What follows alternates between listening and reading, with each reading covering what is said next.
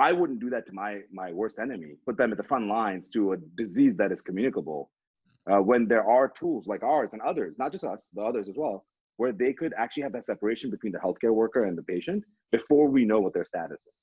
This is the Society for Healthcare Innovations interview series. Yesterday, I had the opportunity to interview Danish Nagda, the CEO and founder of Resilient. Danish brought up something in his interview that I wanted to discuss as we enter the transitional period between Memorial Day and Independence Day in Israel. When I was a soldier, I took an oath to defend my country, and I knew that it carried risks. The frontline healthcare workers who are fighting against this pandemic took an oath to protect people, but never imagined during the course of their residency or nursing school that they would have to put their own lives on the line. Companies like Resilient are providing the technology that allows us to keep those frontline workers safe. As a soldier, I knew that my government and the military would do everything possible to keep me safe and everything possible to bring me home if something went wrong. And I think we owe that same commitment to our frontline workers. So I think this interview is particularly important to watch, to understand what technology already exists that could really protect our frontline workers and prevent their exposure, repeated exposure to this virus, and still allow them to treat folks that need treatment. So I hope you enjoy my conversation with Danish as much as I enjoyed it.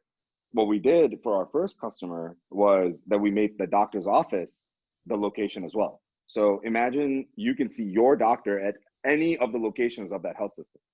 The doctor, messing around in your ear is not part of the relationship. The relationship is having that presence, that conversation. And if the doctor can spend more time talking to you instead of examining you, because they're actually using some robotics or something like that to examine you, and can actually have a real conversation with you, spend the time with you, wouldn't that be better? We know by 2030, we're gonna have a shortage of like 100 or 200,000 doctors. That's a lot. There's only 1 million doctors in America, right? So that's a lot of doctors. At the end of the day, what we're gonna see is doctors are gonna have to become more scalable. And the way that you do that is by allowing a doctor to be where they need to be, having a life, being safe, being at home or being at work or whatever they want to do, however they want to do it, but the ability to transmit their skills to wherever, instead of having patients come to the points of care, the doctor transmits their skills to the point of need. The doctor has control remotely. So you're right, connected devices do that. But I don't know if you know a lot of doctors in your life, probably, and we kind of like control. And so, they're